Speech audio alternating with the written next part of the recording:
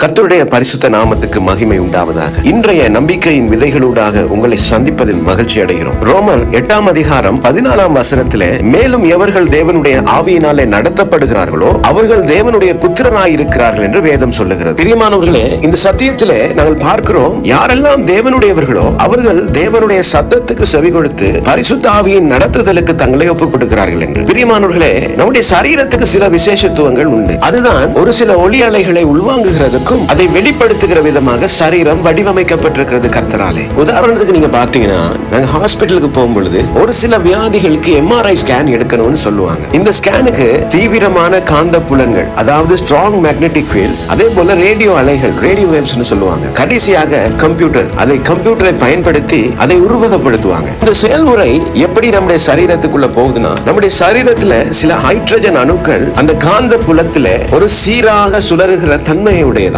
இந்த பரிசோதனையின் பொழுது ரேடியோ அலைகளை அந்த இடத்துக்கு அனுப்பும் பொழுது அந்த காந்த புலன்கள், அந்த அணுக்கள் தூண்டப்படுகிறதாம். கடைசியில அந்த அணுக்கள் மீண்டும் அவைகள் தன்னுடைய இயல்பு நிலைக்கு திரும்பும் பொழுது சிறிய சிக்னல்களை வெளிப்படுத்துகிறதாம். இந்த சிக்னல்களை, அதாவது கம்ப்யூட்டர் அதை உள்வாங்கி நம்முடைய உடல் உறுப்புகளை 3D 2D படங்களை 3D 2D படங்களாக அது உருவாக்கி அந்த டாக்டரிடம் கொடுக்கிறது. இதற்கு இவர்கள் இந்த பயன்படுத்துகிற எம்ஆர்ஐ டெக்னாலஜி, அது நம்முடைய சரீரத்திலே ஒரு சில அலைகளை அனுப்பி அதை உள்வாங்க செய்து அதிலிருந்து வெளிப்படுகிற சிக்னல்களினூடாக இந்த சரீரத்தை குறித்த முழுமையான மருத்துவ விவரங்கள் நிறைந்த அந்த 3D 2D படங்கள் டாக்டரிடம் அனுப்பப்படுகிறது. இங்க நீங்க பாத்தீங்கன்னா, இந்த காரியத்துல, இந்த செயல்முறையில ஒரு காரியத்தை நாங்கள் பார்க்கிறோம். நம்முடைய சரீரத்துக்கு ஒரு சில சிக்னல்களை உள்வாங்கிறதுக்கும் முடிகிறது, ஒரு சில சிக்னல்களை வெளியேற்றுகிறதுக்கும் முடிகிறது. நம்முடைய சரீரத்திலே அதிகமான சிக்னல்களை படுத்துகிற இடம் தான் நம்முடைய இந்த தலை. இந்த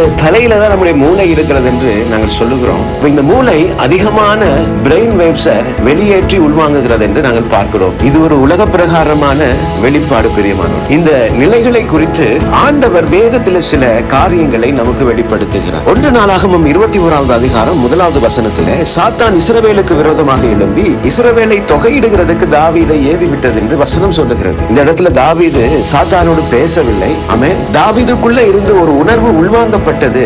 ஹல்லேலூயா. அதுதான் இஸ்ரவேலை தொகையிட வேண்டும் என்பதை குறித்து அந்த உணர்வை ஏவி விட்டது சாத்தான் என்று இந்த இடத்துல வேதம் சொல்லுகிறது. பிரியமானவர்களே, புதிய ஏற்பாட்டில் நாங்கள் அநேக இடங்களில் பார்க்கிறோம், பரிசுத்த ஆவியானவர் தன்னுடைய பரிசுத்தவான்களை ஏவி நடத்துகிறதை நாங்கள் பார்க்கிறோம். இந்த இடத்துல தாவீதுக்கு ஒரு தவறான சிக்னல், ஒரு செய்யக்கூடாத, தேவனுக்கு விருப்பமில்லாத ஒரு செயலை செய்யும்படியாக பிசாசான ஏவப்பட்ட ஒரு உணர்வு தாவீது உள்வாங்கினான் என்று நாங்கள் வேதத்திலே நாங்கள் வாசிக்கிறோம் அல்லவா. பிரியமானவர்களே, இதுதான் நான் சொல்லுகிறோம், நம்முடைய சரீரத்துக்கு ஒரு சில உணர்வுகளை உள்வாங்குகிறதுக்கும் அதை வெளிப்படுத்துகிறதுக்கும் முடிகிறதா இருக்கிறது. இதனால் தான் தேவனுடைய வார்த்தை நமக்கு சொல்லுகிறது, எவர்கள் தேவனுடைய ஆவியினால் நடத்தப்படுகிறார்களோ அவர்கள் தேவனுடைய பிள்ளைகளாய் இருக்கிறார்கள் என்று. அநேக நேரத்தில் பரிசுத்தவான்கள் தங்களுடைய பிரசங்கங்களிலே சொல்லுகிற ஒரு ஆலோசனை தான், தேவனுடைய சத்தத்துக்கு செவி கொடுங்கள் என்று. பிரியமானவர்களே, இந்த இடத்துல ஒரு ஆபத்தான நிலை ஒரு மனுஷனுக்குள்ளே இருக்கிறத நீங்க பார்க்கிறீங்க. ஒரு தவறான ஏவுதலையும் அவன் பெற்றுக் கொள்ளுகிறான், ஒரு சரியான ஏவுதலையும் அவன் பெற்றுக் கொள்ளுகிறான். பிரியமானவர்களே, நீங்களும் நானும் பரிசுத்தவான்கள். நாங்கள் எப்படி தேவனுடைய சத்தத்துக்கு மாத்திரம், அவருடைய அலைவரிசைக்கு மாத்திரம் நாங்கள் செவி கொடுப்போம். தேவனுடைய வார்த்தையும் பரிசுத்த ஆவியினுடைய வழிநடத்துதலும் அனுதினமும் தேவைப்படுகிறது. நாங்கள் அதிகமாக தேவனுடைய வார்த்தையிலும் பரிசுத்த ஆவியின் நடத்துதலிலும் நம்மை ஒப்புக் கொடுக்கும் பொழுது நாங்கள் எடுக்கிற தீர்மானங்கள் கர்த்தராலே, கர்த்தருடைய ஆலோசனையினால் நடத்தப்படுகிறது என்று நாங்கள் உறுதி செய்து கொள்ளலாம்.